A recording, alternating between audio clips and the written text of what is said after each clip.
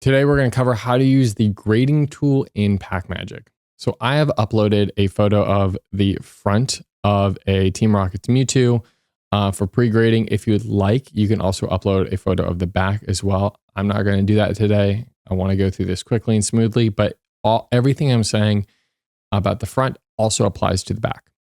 So I've uploaded my photo of the front of the card. Because of how our grading tool works, it does not need to be perfect. It can just be as long as it's a good high quality photo of the card, it can be at an angle, it could be, rotated, it doesn't matter. You're gonna hit get started and you're gonna get brought to a page like this. And what you're looking at here is a bunch of these free anchors that just allow you to freely bring in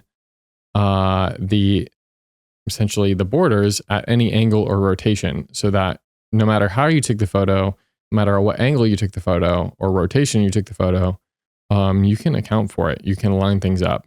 What I personally like to do is I like to do one pass and get the anchors in roughly the right position. And then I'll zoom in here and then I'll kind of fine tune it a bit. And my goal is I'm trying to ensure that these green lines line up with the inner and outer border of the card. So that one looks pretty close. I'm going to do this one here too. This is not perfect. Pretty close. Do this one. And what you're seeing these like T 43.2. So that's the top. And this acts exactly how professional graders are supposed to be grading their cards, which is when they're taking the centering, they're taking the widest and the slimmest points on each side of the card to determine the centering. It's not a generalization or an averaging like other apps might lead you to believe. It's usually specific points for where is widest and where is slimmest on each side of the card. So this accounts for that. So this looks pretty good. It looks pretty aligned. The problem, this actually isn't perfect right here. This needs to be a little bit tighter in here. There is a minor problem where there is some curling that's happening. So we're going to use a tool here. Under tools, there are curling handles, and you can grab these handles and you can just drag in for curling. This one's curling out a little bit, so I can drag it, make sure it's perfect. Oops, and that's great. So this seems to believe that this card on the front, just given this, will get a 9 in a PSA. And I actually know that that's true already. So that is great. Now, what I want to do is I want to look for dings. So I can mark dings and I can use the tools here to help me do that. I can hit the hide button. So we're going to kind of hide the grid a little bit. And then I'm going to go to tools. And I like to use this preset. This preset isn't doing anything else aside from using these filters to apply kind of just a filter on the card to make it easy. Oops, let's see here. And you're kind of just looking for anything, any imperfections or anything. Why is this? I don't know why that's like kind of locked on there. Maybe it's a bug. If I switch over to centering and switch back. Is it gone? It's gone. All right. So I don't really see anything.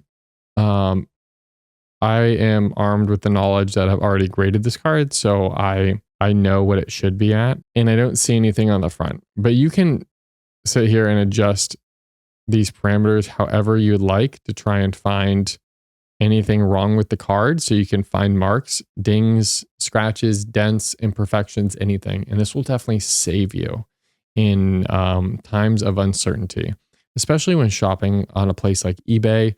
I use this tool all the time to center to figure out the centering on cards for listings that I'm seeing on eBay to ensure that I'm getting a well-centered card.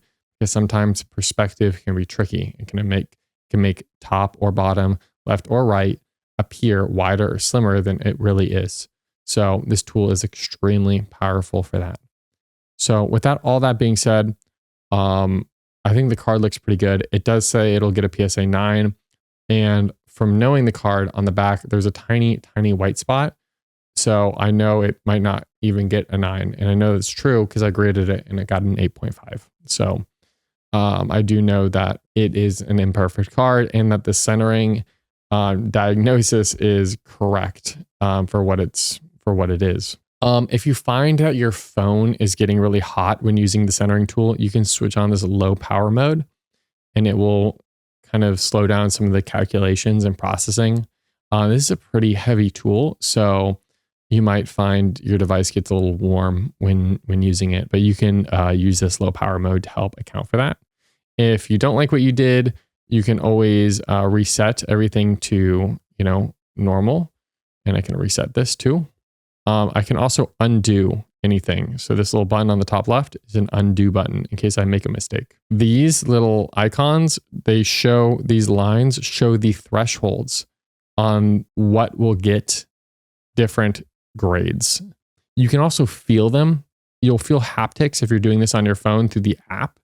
You'll feel little haptics when you pass. You'll feel stronger haptics when you pass through certain grading thresholds, as well as when you're doing the back, you'll see these thresholds are wider because PSA has wider grading thresholds for the back. You can also swap here. If I click here, you can swap through different grading companies. This is only if you have Pack Magik Prime. You'll see what you'll likely get with Beckett. You'll see what you'll get with Tag based on all of their grading parameters. And I believe the marking dings tool is also only for Prime members. But if you have a good eye and you can see the dings yourself, it's okay. But this definitely, even with a great set of eyes, I have missed things that Pack Magik has helped me catch. So I would 100% suggest using it if you do really care about making sure your submissions are worth it. And then when you're all done, you can hit start over. It'll take you back to the front and you can grade your next card. I hope this video has been helpful explaining this tool and how to use it in detail so that you can get the most accurate grades possible. If you need to get in contact with me, you have any questions, have any bugs, anything like that, send me a message on Instagram at TrainerGertis, or you can contact me through the contact form on Pack Magik. I look at those submissions about once a week, and I'll get back to you as soon as I can. Anyways, thank you for using Pack Magik. I appreciate you, and have an excellent rest of your day.